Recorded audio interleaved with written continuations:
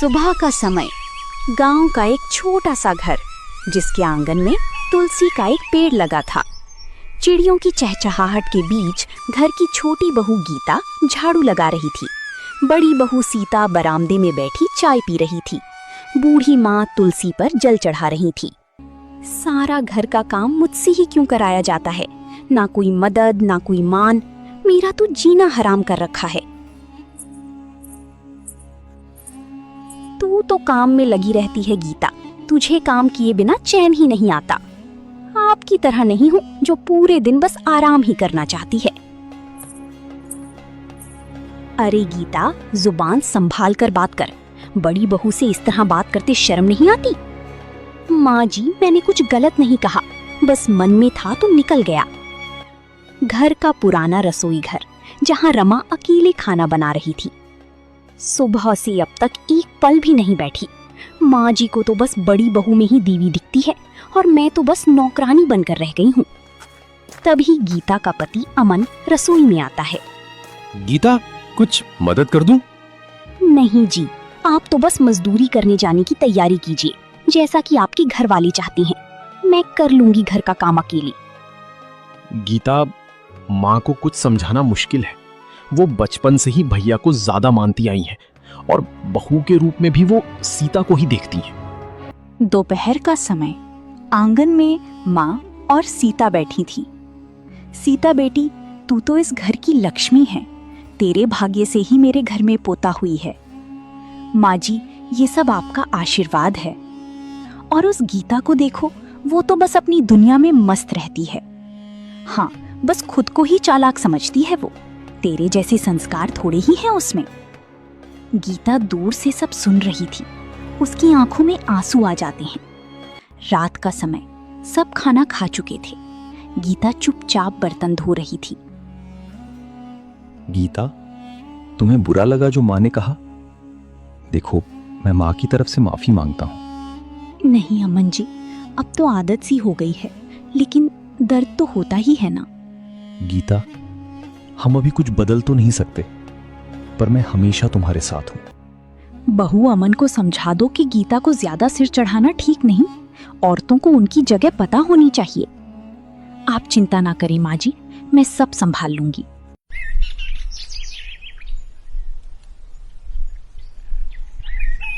सुबह का समय। गीता रोज की तरह जल्दी उठ चुकी थी और चूल्हे पर चाय चढ़ा रही थी। बाहर से माँ और सीता की हंसी की आवाज आ रही थी।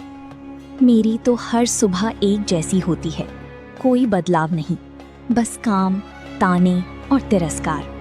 क्या यही लिखा था मेरे भाग्य में? तभी गीता की सास रसोई में आती है। गीता, सीता के लिए अदरक वाली चाय बना देना, आज उसकी तबीयत थोड़ी नासाज है। मेरी भी तो रात से तबीयत ठीक नहीं है माँ जी, फिर भी आपने मुझसे कुछ नहीं पूछा। ओह, अब बीमारी के बहाने बनाने भी सीख लिए तूने। अरे सीता से कुछ सीख, जो बिना शिकायत सब करती है।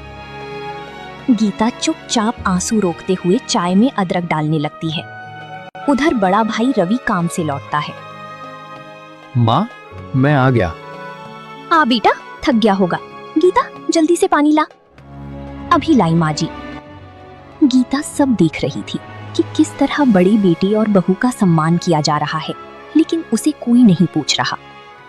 इसके बाद आंगन में पूरा परिवार साथ बैठता है, केवल गीता को छोड़कर। रवि बेटा, हमें अपनी पोते के लिए अच्छे स्कूल का इंतजाम करना होगा।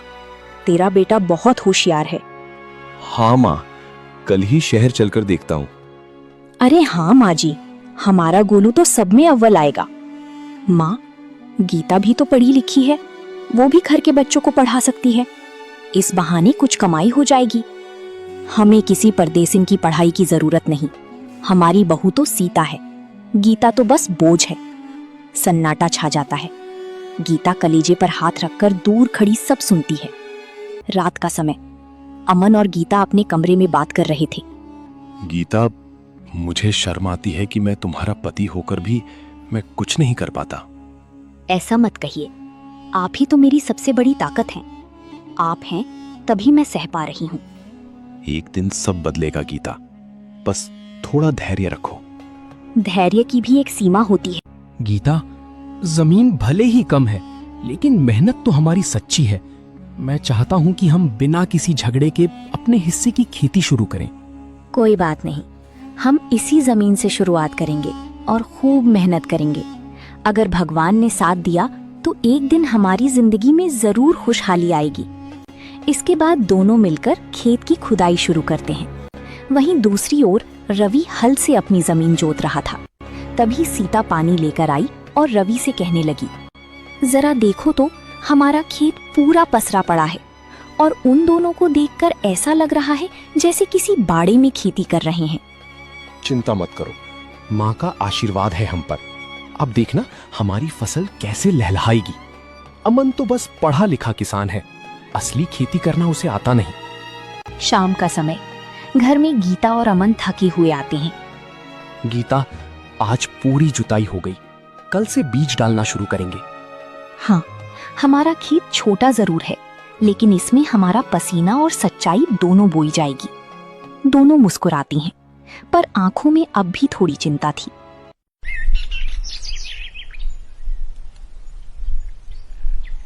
अगली सुबह गांव के चबूतरे पर कुछ बुजुर्ग बातें कर रही थी। सुनो, रवि ने तो बिना पंचायत की बात माने ही ज्यादा जमीन पर कब्जा कर लिया। अमन भी जमीन कम होने के बावजूद भी खूब मेहनत कर रहा है। यही तो असली किसान की पहचान है। कुछ हफ्तों बाद दोनों खेतों में फसल उगने लगती है। रवि का खेत फैला हुआ था, लेकिन उसमें जगह जगह सूखापन था। वहीं दूसरी ओर अमन का छोटा सा खेत हरा भरा दिख रहा था। गांव वाले गुजरते हुए चर्चा करते हैं, कम जमीन में भी अमन की फसल देखो कितनी लहलहा रही है। यही होता है सच्ची मेहनत का परिणाम। रवि ने तो काम बैलों से करवाया, लेकिन अमन ने अपने आप खेत की खुदाई की और बीज डाला। रात का समय, हल्की बारिश हो रही थी। अमन और गीता एक दूसरे को देख रहे थे। कभी कभी लगता है कि माँ ने जो किया वो शायद हमारी परीक्षा थी। हाँ, और हम उस परीक्षा में पास होंगे क्योंकि हम सच्चाई के रास्ते पर हैं। सुबह का समय, खेत में हल्की बारिश के बाद की मिट्टी की खुशबू आ रही थी। अमन अपने खेत में खड़ा फसल को निहार रहा था। गीता टिफिन लेकर आती है और फसल को लहराता देख खुश होती है। देखिए ना अमन जी, हमारी छोटी सी खेत की फसल कितनी हरी भरी है। लगता है जैसे धरती मुस्कुरा रही हो। गीता, ये सब तुम्हारे भरोसे और हमारी सच्ची मेहनत का फल है। हम कमजोर नहीं हैं, बस शांत हैं। दूसरी ओर रवि का खेत, जहां सूखी और कीड़ों का प्रकोप था। रवि परेशान चेहरा लिए खेत का निरीक्षण कर रहा था। सीता पास में खड़ी थी। ये क्या हाल हो गया है हमारी फसल का। इतनी बड़ी जमीन और फसल आधी भी नहीं बची। रवि, मुझे लगता है कि हमारी फसल को पानी समय पर नहीं मिला और बीज भी अच्छे नहीं थे। ऊपर से कीट भी लग गया। अब हम क्या करेंगे? वो देखो, अमन की छोटी जमीन में इतनी फसल और हमारे यहाँ सब चौपट। उसी तो बस किस्मत का साथ मिला है। मेहनत करना उसके बस की बात नहीं है। कुछ दिन बाद गांव की मंडी में सभी किसान अपनी फसल बेचने आए थे। अमन अपनी ही फसल लेकर पहुंचता है। व्यापारी उसके फसल को देखकर दंग रह जाते हैं। वाह अमन जी, ऐसा शुद्ध अनाज बहुत समय बाद देखा है। हम इसके बाजार भाव से भी ज्यादा दाम देंगे। धन्यवाद साहब, ये सब मेहनत और धरती माँ की कृपा है। वहीं दूसरी ओर रवि खड़ा था, जिसकी फसल व्यापारी वापस कर देते हैं। आपके अनाज में नमी और कीट है। हम नहीं ले सकते रवि जी। ठीक है, कुछ दाम दे देना पर मेरा अनाज खरीद लो। माफ कीजिए, हम नहीं ले सकती। ये हमारे गोदाम में सड़ जाएगी। इसके बाद रवि दुखी मन से अपना अनाज वापस लेकर घर आ जाता है। रात का समय, रवि और सीता आपस में बहस कर रहे थे। कहते थे, माँ ने 80% दिया है तो राज करेंगे। अब देखो हाल, अमन आधी जमीन में 2 गुना कमाई कर रहा है। पता नहीं क्यों माँ की दी गई जमीन तो मिल गई, पर चैन नहीं मिला।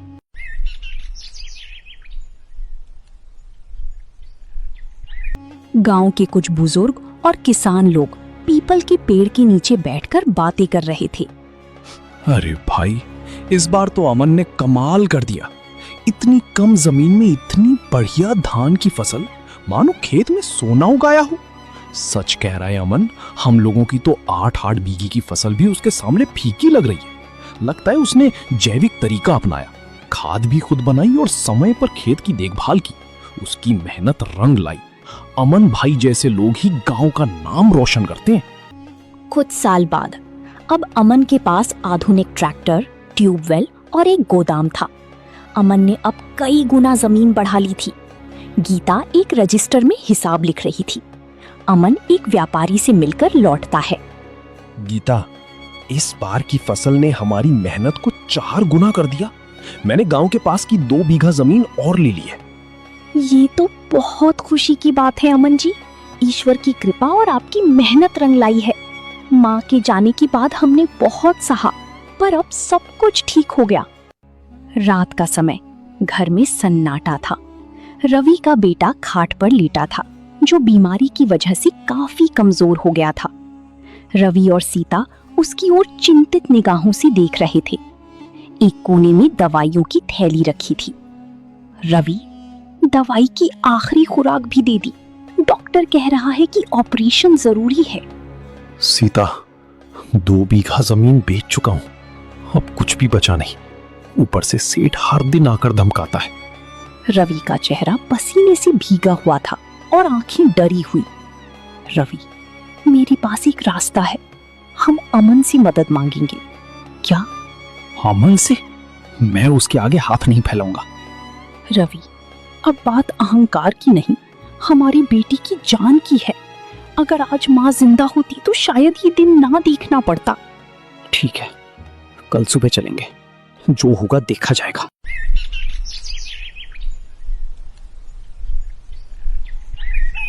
अगली सुबह अमन और गीता तुलसी में पानी चढ़ा रहे थे।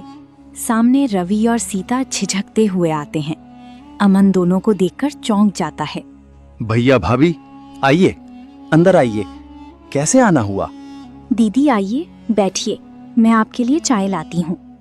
नहीं गीता, आज हम कुछ मांगने आए हैं। अमन, मेरी हालत तुमसे छिपी नहीं है। बेटा बीमार है और इलाज जरूरी है। 2 बीघा जमीन बिक चुकी है। अब बस वो बची है जिसे कभी मैंने माँ के बहाने तुमसे छीन लिया था। भैया, आप बैठिए। ये घर भी आपका है और हम भी। कहिए, कितना चाहिए? अमन, सेठ रोज धमका रहा है। कहता है अगर मेरे पैसे वापस नहीं मिले तो जमीन पर कब्जा कर लूंगा। आप चिंता मत कीजिए भैया, मैं कल ही अस्पताल का पूरा खर्च उठाऊंगा और सेठ का कर्जा भी चुका दूंगा। अमन, मैंने तुम्हारे साथ बहुत अन्याय किया, तुमसे तुम्हारा हिस्सा छीना और बदले में आज मैं खुद ठोकर खा रहा हूं। भैया, समय सबसे बड़ा शिक्षक है। जो कुछ भी हुआ वो सबक था, लेकिन हम अब भी भाई हैं और भाई मुसीबत में साथ नहीं आएगा तो कौन आएगा? उधर गीता और सीता आपस में बात कर रही थीं। गीता, हमने तुम्हें कभी नहीं समझा, पर आज जब सब छिन गया तब एहसास हुआ कि रिश्तों से बड़ा कुछ नहीं होता। दीदी, बीते दिनों को भूल जाइए। अब हमें मिलकर भविष्य के बारे में सोचना चाहिए। दोपहर का समय, अस्पताल के एक कमरे में रवि का बेटा बिस्तर पर लेटा था। उसका इलाज चल रहा था। अमन डॉक्टर से बात कर रहा था। गीता और सीता पास में बैठी थी। अब घबराने की जरूरत नहीं। बच्चे का इलाज सही समय पर हो गया। बच्चा अब धीरे धीरे स्वस्थ हो जाएगा। धन्यवाद डॉक्टर साहब, आप और अमन दोनों ने मेरे बच्चे को दूसरी जिंदगी दी है। भैया, मेरे लिए आपका झुकना सबसे बड़ा बोझ है। बस अब ये बात हमेशा याद रखिए, हम परिवार हैं। कुछ दिन बाद घर में सब मिलकर बैठते हैं। एक बड़ी चौकी पर चटाई बिछी थी। अमन, गीता, रवि, सीता और बच्चा। गीता, अगर तुम ना होती तो आज हम ना जाने किस हालत में होते।